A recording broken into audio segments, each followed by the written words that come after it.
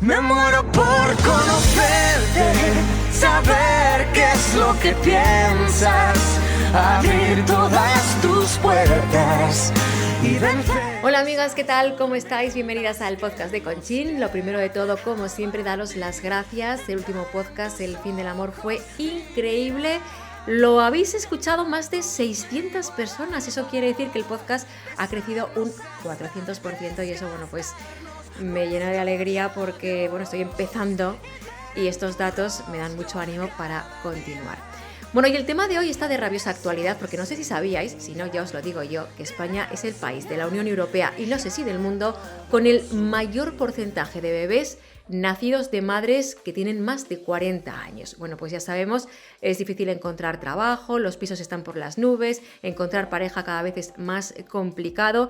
Y bueno, y aunque muchas veces se pone el foco en la mujer y especialmente en su edad, lo cierto es que ahora mismo la calidad del semen es la peor de la historia. Nunca antes los espermatozoides habían estado peor, más lentos, más oxidados, con el ADN más fragmentado y todo esto unido pues forma un cóctel explosivo que hace que las clínicas de reproducción asistida estén trabajando a pleno rendimiento. ¿Y hoy de qué vamos a hablar? Pues de las consecuencias que está teniendo y que va a tener todo esto. Y vamos a hablar con dos grandes expertos, con el doctor Pedro Royo, que es especialista en fertilidad y medicina reproductiva y además médico en el IBI de Pamplona, y también con Cristina Cortés, que es psicóloga infantil y que ha escrito un libro para explicar estas situaciones a los niños cuando dejan de ser menos niños y empiezan a hacer preguntas que, bueno, pues que son un poco complicadas de responder. Así que muy buenas tardes a los dos. Buenas tardes. Buenas tardes. Gracias, Conchín. Bueno, yo lo primero que quería preguntar, doctor Royo, es sobre esta necesidad que tienen o que tenemos algunas mujeres de ser madres, ¿no? Y me incluyo porque hay otras que no y es súper respetable, pero hay mujeres que tenemos ese deseo tan marcado, que tienen ese deseo que mira, que al final te sometes a lo que sea, a todo tipo de pruebas, te dejas un montón de dinero, mujeres que van donde haga falta. Doctor Royo, ¿qué nos impulsa a ser madres por encima de todo? ¿Por qué tenemos ese deseo? Bueno, primeramente gracias, Conchín, por contar con nosotros porque es una maravilla tu iniciativa y apoyarla es una maravilla. Muchas gracias. ¿Vale? Y ciertamente, pues tienes razón que pues cada vez fundamentalmente se tienen los hijos más tarde, ¿verdad? Y es cierto que, claro, biológicamente existe un condicionamiento, existe una parte genética que va vinculada a la reproducción, ¿no? Claro, lógicamente, pues como decimos siempre, ¿no? La parte genética no lo es todo en la vida, ¿no? Hay esto Cristina nos podrá decir muchísimo mejor, ¿verdad? Pero hay un recorrido, una vivencia, hay un desarrollo de la persona y una toma de decisiones, ¿no? Pero Pedro, perdona que te interrumpa. Claro, Mi pregunta es más, ¿por qué tenemos ese deseo? ¿Es algo biológico? ¿Es algo que tenemos un reloj dentro de nuestro cuerpo que se activa y que dice, hay que ser madres? ¿O qué pasa? Hay una determinación biológica, Conchín, existe, o sea, por condicionamiento genético.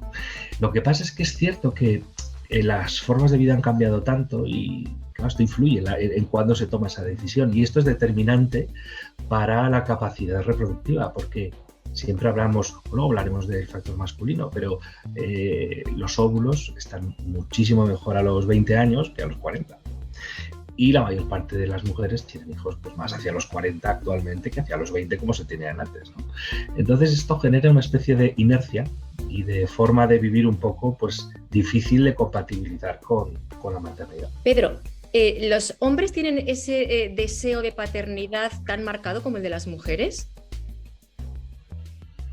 Yo creo que inicialmente no es tan determinado, pero sí que es cierto que en cuanto es muy variable, pero en cuanto se dan las condiciones de creación de una familia y esos conceptos entran dentro de la educación y de los valores que se han vivido, sí que aparece.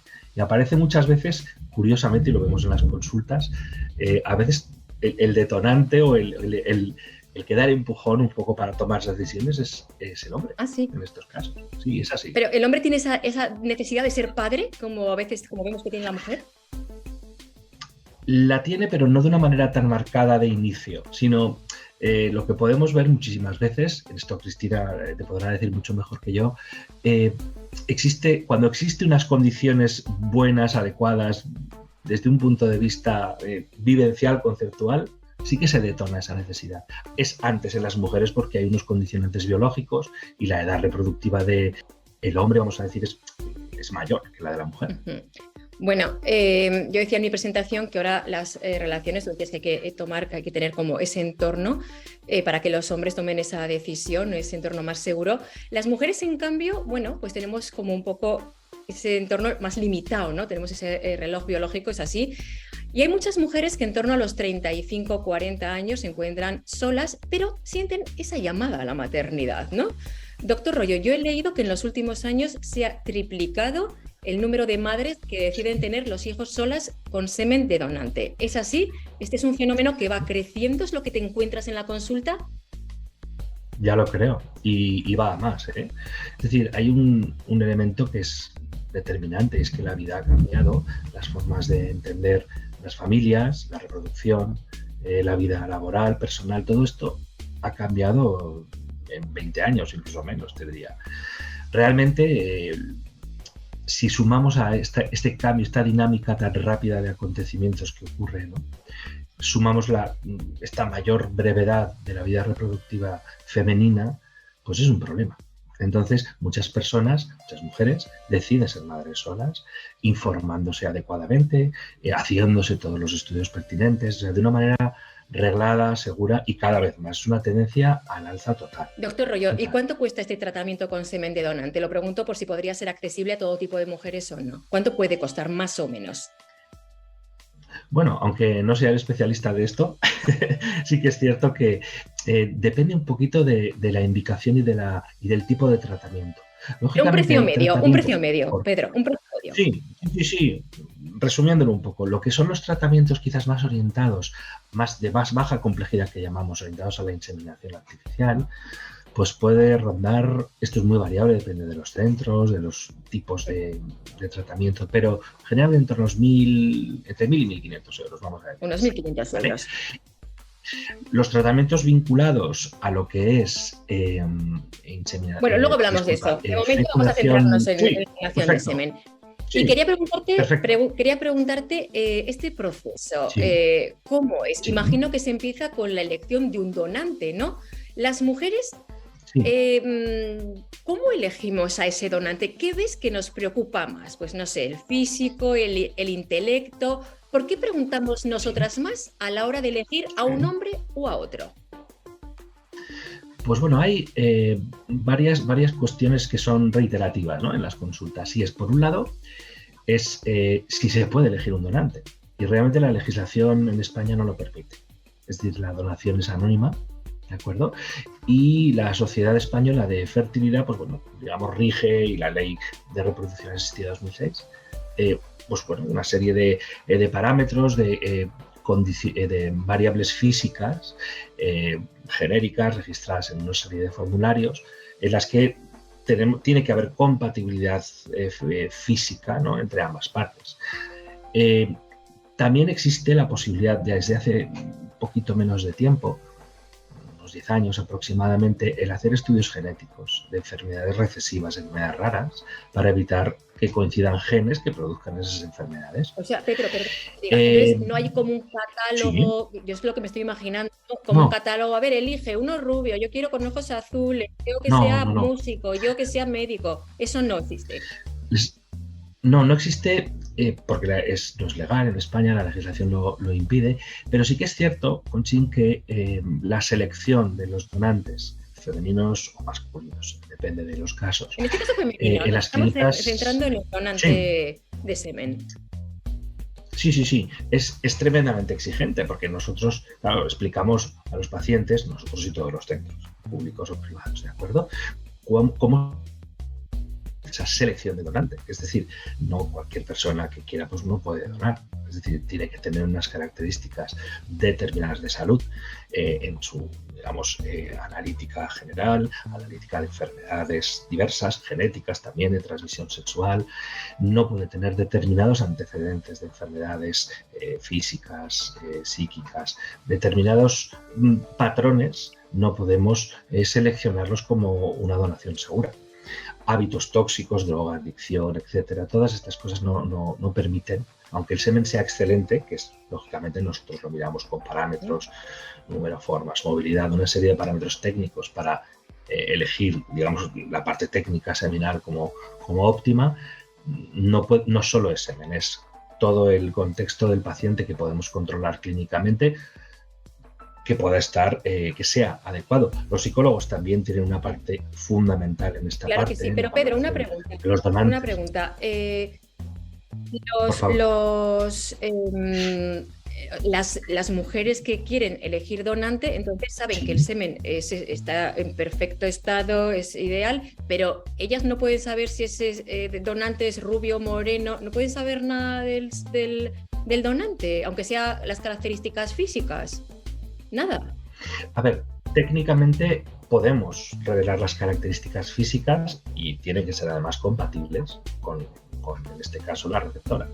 Pero lo que es la identidad no puede revelarse. Características físicas, grupo RH y edad, puede revelarse. Es lo máximo que se puede revelar, nada más. Exacto. Ni la profesión, correcto. Ni... No, explicamos todo el proceso. Son gente sana, gente que lleva vidas normales y que tienen actividades de vida normal. Lógicamente, cualquier indicio de enfermedad o de sospecha de la misma, propia, hereditaria, consultamos también con nuestros compañeros genetistas, con nuestros compañeros de psicología, lógicamente para intentar ofertar dentro de la legalidad el máximo número de determinantes de salud y mayor calidad de semen posible para las pacientes. Decíamos al comienzo de este podcast que el semen es el peor de la historia. ¿Qué pasa? ¿Por qué el semen tiene tan poca calidad ahora mismo? Pues bueno, los estudios últimos, desde hace, esto se viene observando unos 15, 20 años, y los estudios revelan que el estilo de vida, el estrés, consumo de tóxicos, alimentación, sedentarismo, influyen determinantemente sobre no solo la calidad seminal, sino sobre la salud cardiovascular, el aumento de otras enfermedades neurodegenerativas, envejecimiento, va todo ligado. Entonces, al final, es cierto que lo hemos notado muchísimo. ¿Habéis notado, o sea, tenéis más problemas para encontrar donantes con buen semen?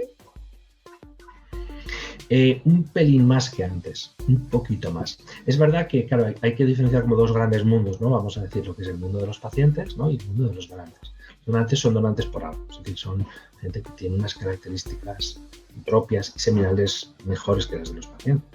Pero también notamos un poquito más de dificultad en encontrar esos semenes tan óptimos como había antes con mucha mayor frecuencia. Se encuentran, por supuesto, pero cuesta un poquito más. ¿Y un donante cuántas veces puede hacer una donación? Porque te puedes encontrar al final que tienes un hermano en clase y no lo sabes.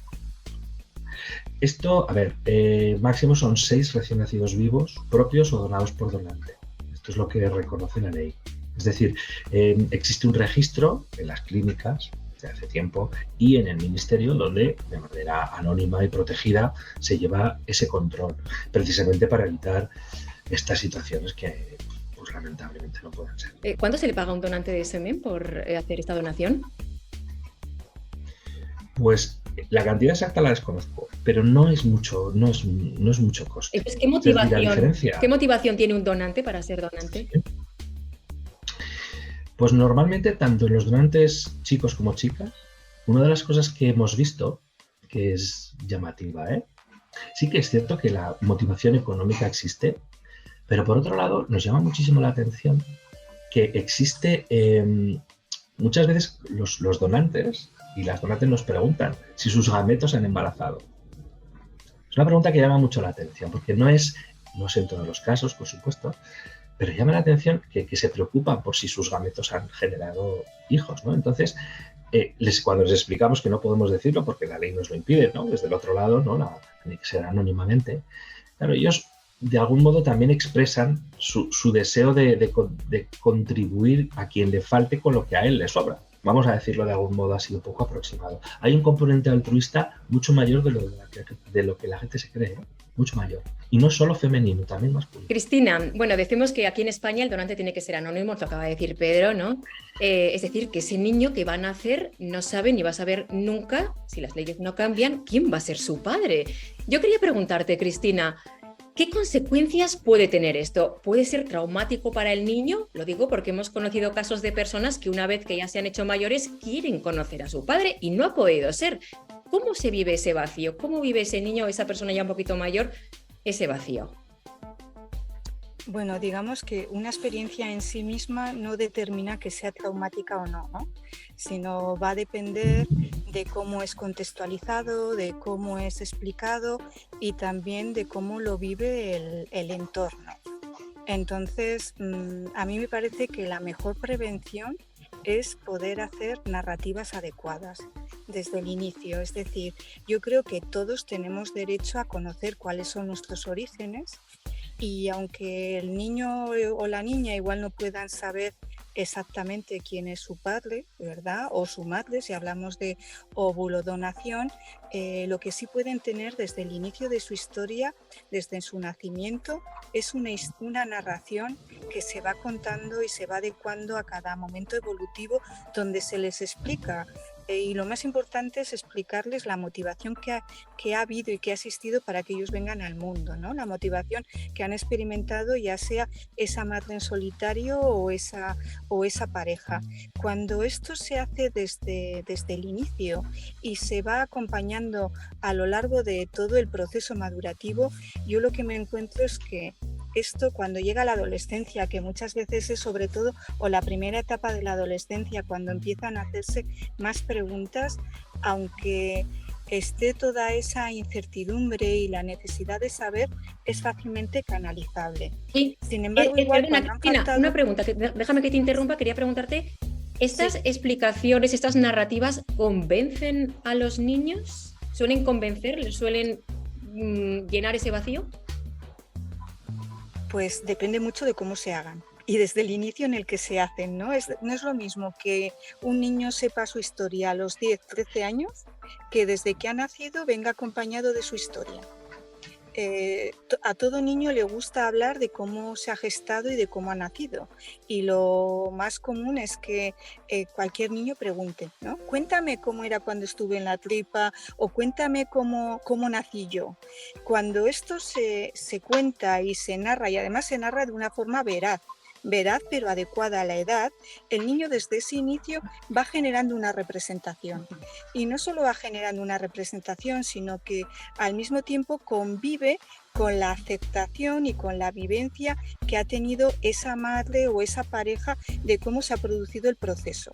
Entonces, digamos que eso se va encarnando desde el principio, ¿no?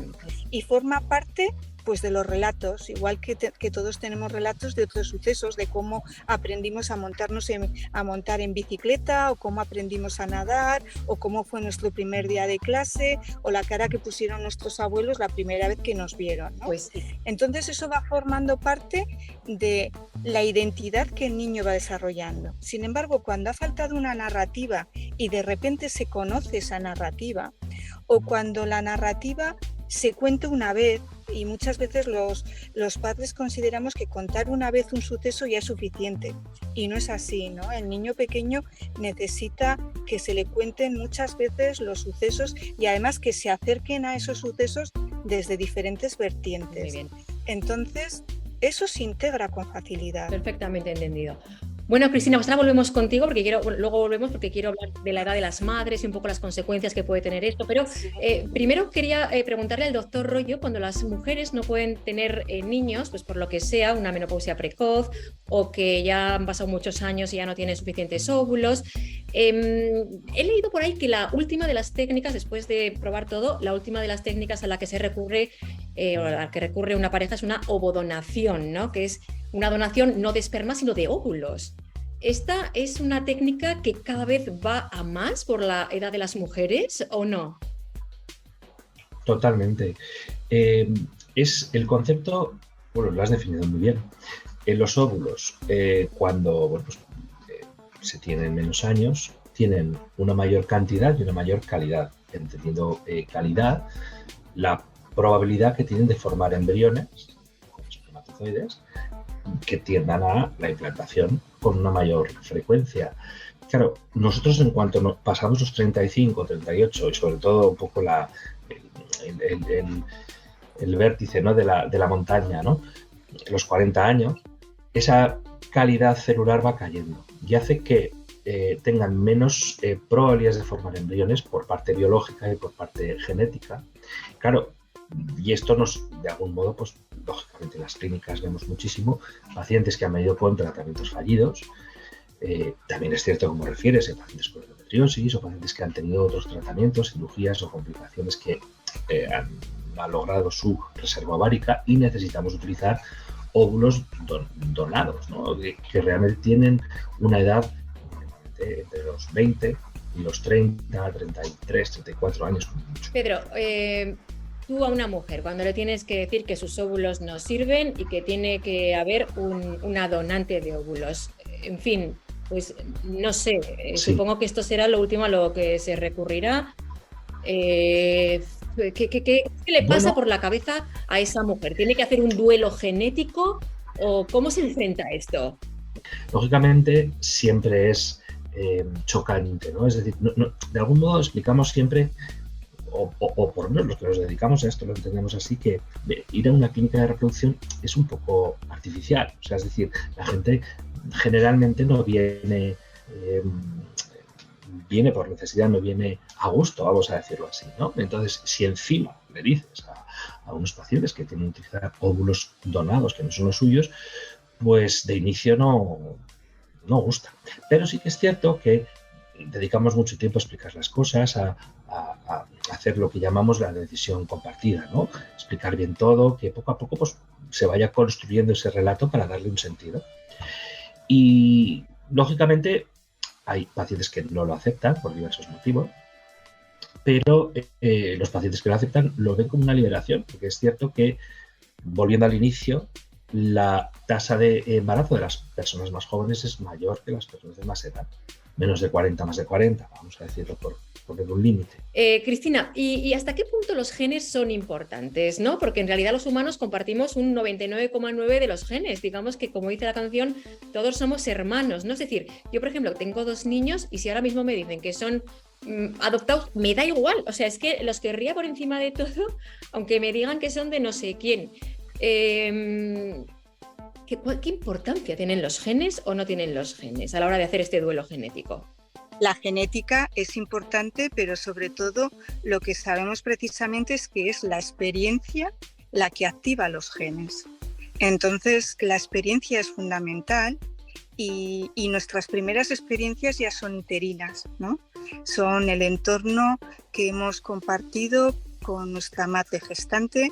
En esa gestación incluso se produce algo muy, muy especial que aún no se sabe muy bien la explicación, que es que hay células de la madre que llegan al feto y células fetales que llegan a la madre, ¿no? Entonces se está produciendo hasta un intercambio genético, celular e incluso neuronal, ¿no? ¿Los genes son importantes? Sí, pero van a ser las experiencias los que van a ir activando esos genes. Y desde luego el entorno, cómo somos recibidos, el cuidado que tenemos, tienen un peso muy grande y cada vez se habla más de la psicología social y cómo somos seres sociales que nos desarrollamos en contacto con otras personas. Eso es lo más importante, me parece a mí. Doctor Royo, luego está la fecundación in vitro, ¿no? Que es ese procedimiento por el que se extraen óvulos del ovario de una mujer y se combinan con espermatozoides ya en el laboratorio para formar embriones que luego ya se congelan y después se descongelan para colocar en el útero de la mujer, ¿no? Hay miles en esos momentos, miles de embriones por ahí congelados en congeladores de todo el mundo. ¿Qué se hace con esos embriones congelados, doctor Royo? Pues esto es un gran problema, porque claro, las prácticas ciertamente han cambiado afortunadamente de hace unos años hasta ahora y cada vez se generan un número de embriones más ajustado a los que necesitamos para transferir. Es decir, lo ideal sería tener que generásemos embriones y que pudiéramos transferir y que no quedasen embriones congelados, ¿de acuerdo? Pero esto no es así. Entonces, cuando los pacientes, nosotros no podemos generar embriones ex profeso, la ley lo impide, y solo podemos generar embriones para transferir, no para congelar sin transferir. Lógicamente, un embrión no se puede, ni ética, ni médica, ni legalmente, destruir. Es decir, esto no se puede hacer. ¿Qué es lo que hacemos en estos casos? Cuando los padres terminan su proceso reproductivo, es decir, pues tienen un hijo, quieren otro, un tercero, perfecto, pues vamos utilizando los embriones que han quedado vitrificados, que es como decimos técnicamente, y si sobran esos embriones, se les da, digamos, 3 salidas o 3 vías, que es lo que la ley nos permite hacer. Por un lado, donarlos de manera anónima a otras parejas para que puedan tener familia, y esto es un acto de una generosidad enorme porque muchas familias muchas madres consiguen tener hijos gracias a la donación embrionaria. Por otro lado, existe la posibilidad de, en circunstancias restringidas y tremendamente reguladas, donarlos para investigación, ¿vale? Es decir, hay relativamente pocos proyectos de investigación con embriones y lógicamente los procesos éticos de control son enormes, exhaustivos, no, lo siguiente, lógico, con toda la lógica. Y por otro lado existe, bueno, pues digamos lo que se llama dejarlos en stand-by, que es la situación en la que bueno, pues comentas, ¿no? Es decir, embriones que no ni la clínica ni los padres hacen nada con ellos, quedan congelados, las clínicas se encargan de mantenerlos hasta que podamos darles una salida. Y esto es un tema polémico, ética, médica y legalmente, porque no es la situación ideal, es decir, son embriones que quedan congelados y sin un destino concreto. Y es un gran quebradero de cabeza que poco a poco las políticas de reproducción van orientadas a generar el número ajustado de embriones que se necesitan para reproducirse y que no queden congelados. Pero esos embriones congelados se destruyen, no sé. No se pueden destruir, ni ética, ni médica, ni legalmente. Porque son seres humanos, ¿no? Y si se hace, no es adecuado. Sí, pero luego hemos leído noticias, en febrero, en marzo, leí titular: Paris Hilton desecha sus 20 embriones congelados porque todos son niños. Yo no sé, en fin, aquí todo esto merece una reflexión, ¿no? Sobre estos temas. Porque... Y profunda, porque es muy seria, es decir, son vidas humanas que pueden implantarse en otra persona y pueden generar un hijo. Es decir, esto es un tema tan serio como la vida. Entonces, sinceramente, es un tema que no se suele comentar demasiado, pero es un tema muy preocupante y que debe abordarse desde todos los puntos de vista éticos, médicos, legales, para poder dar una solución. Pues sí, porque si luego se pueden, exacto, ¿no? Pues pasar líneas rojas como esta de Paris Hilton, que desecha 20 embriones porque no tienen niña. Luego estamos hablamos, hay una otra técnica que es la de la congelación de los óvulos, ¿no? Son chicas jóvenes que dicen, bueno, yo no sé cuándo voy a ser madre, igual a los 40, pero quiero congelar mis óvulos de 30 años, ¿no? Correcto, pero sí. de esas mujeres que han congelado sus óvulos cuando son jóvenes, ¿cuántas los descongelan después? No hablo del caso de mujeres con cáncer, ojo, no hablo de ese caso, hablo de mujeres que retrasan la maternidad por cuestiones de trabajo o por falta de marido, lo que sea. ¿Cuál es el porcentaje de esas mujeres que descongelan después los óvulos? Pues mira, aproximadamente, como muy bien has definido, hay que diferenciar muy bien entre la preservación oncológica, es decir, por causas oncológicas o de otras enfermedades, a la no oncológica, lo que llamamos causas sociales, ¿no? De manera genérica. Es una tendencia al alza porque pues cada vez más la gente, las mujeres, ven cuál es el panorama que hay vital, laboral, personal y deciden posponer, pero de algún modo, aunque no es la panacea, pero preservar sus óvulos en un momento donde la calidad es buena y en una cantidad adecuada. Normalmente, en los siguientes 5 años que la mujer realiza esa preservación, aproximadamente en torno al 30-40% utilizan esos óvulos en los siguientes 5 años. Muchas personas se embarazan antes de manera espontánea y natural porque no tienen problemas, digamos, de manera médica, ¿no? Entonces la reproducción natural está ahí, y otras personas postergan a esos 5 años posteriormente. ¿Tú crees que esto de la congelación de óvulos es una buena idea o es una trampa para las mujeres? No, es una buena idea porque con una premisa fundamental. De algún modo, hay una analogía, ¿no?, que explicamos, o por lo menos yo lo hago así, que es como un seguro médico, ¿no? Es decir, lo ideal es no tener que utilizarlo nunca, pero mucha gente tiene un seguro médico posible. ¿Sí? Claro, lógicamente, pues también conlleva una medicación, unos procedimientos, unos costes, un tiempo que hay que dedicar. Es verdad que no es inabordable y se dan muchas facilidades, pero hay que explicar claramente que no sustituye a la reproducción natural. Es decir, esto es un por si acaso, nos hace falta.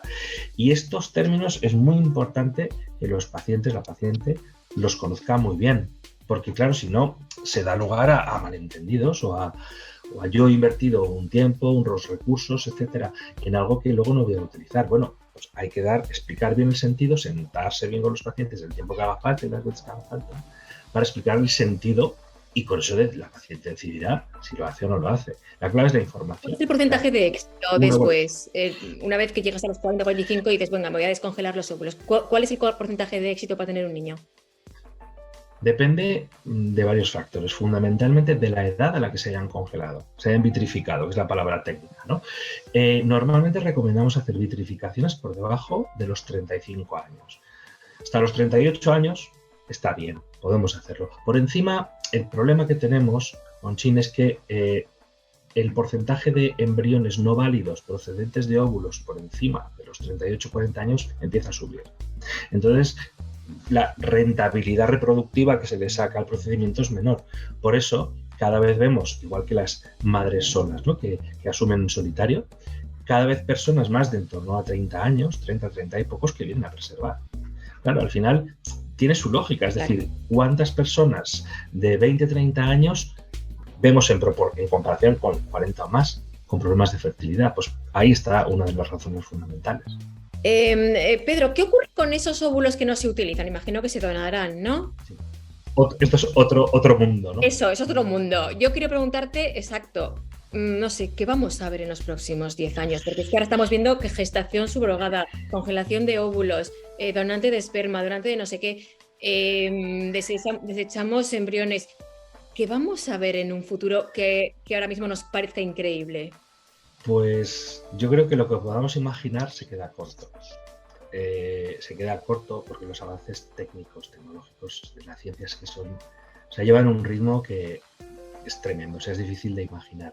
Claro, esto supone un reto a todos los niveles, es decir, ya no solo es una cuestión técnica, sino ética, médica, legal, psicológica, genética, todas las áreas que participan en la reproducción están implicadas, ¿no? Entonces yo creo que a mí personalmente se me hace difícil imaginar todo, ¿eh? Pero la palabra que mejor puede definirlo es un reto. O sea, es decir, podemos planificar, vamos a decirlo así, los hallazgos que puede haber a 5 años vista, pero más allá es muy difícil, ¿eh?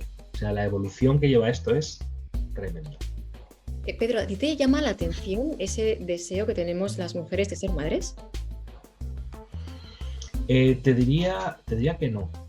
Y te diría que no porque es algo que está en el ADN de las mujeres. Yo creo que, como muy bien decía Cristina, no se expresa en todas las personas porque la experiencia es lo que de algún modo la vivencia, ¿no?, detona la esclerosis en esos genes. Pero en un porcentaje muy alto eso va saliendo y nosotros lo vemos de manera habitual, por eso no nos sorprende. Ahora, me parece que es lo más grande del mundo, es decir, el que se pueda crear y gestar una vida, a mí eso sí que me parece impresionante. O sea, eso sí que está lejos de que podamos clarificar todo, ¿no? Ahora,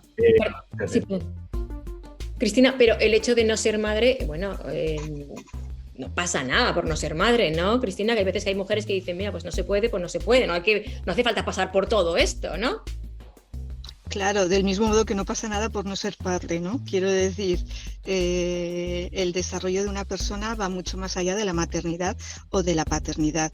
Y muchas veces, o por lo menos yo lo que observo en la clínica, sí que es cierto que en algún momento entra como una urgencia biológica, ¿no?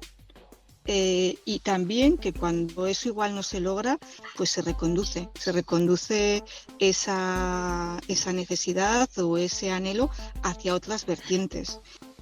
Eso es, que todo se puede reconducir, claro que sí.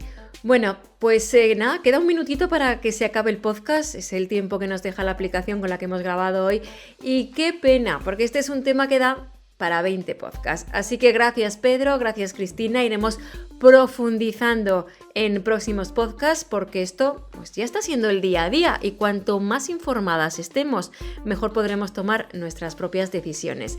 Ser madre o no es una decisión muy personal, pero también hay que decir que las mujeres que no tienen hijos pues son igualmente felices y cada uno tiene que valorar si le compensa o no pasar por todo esto, por todos estos tratamientos, así que muchas gracias por haber estado ahí, chicas, y gracias también a Jorge Vega de Oca Video porque sin su ayuda en la parte técnica yo no podría estar haciendo este podcast. Gracias amigas, nos vemos muy pronto, sed felices y como siempre os mando un beso muy muy fuerte. Hasta la próxima. Gracias por haber escuchado el podcast de Conchín, ha sido un auténtico placer haber compartido este ratito con todas vosotras. Por cierto, gracias también a Jorge Vega, que está en la parte técnica y que sin él no hubiera podido haber hecho este podcast. Podéis visitar su web en ocavideo.es. Soñar, dejar todo surgir, aparcando el miedo a sufrir.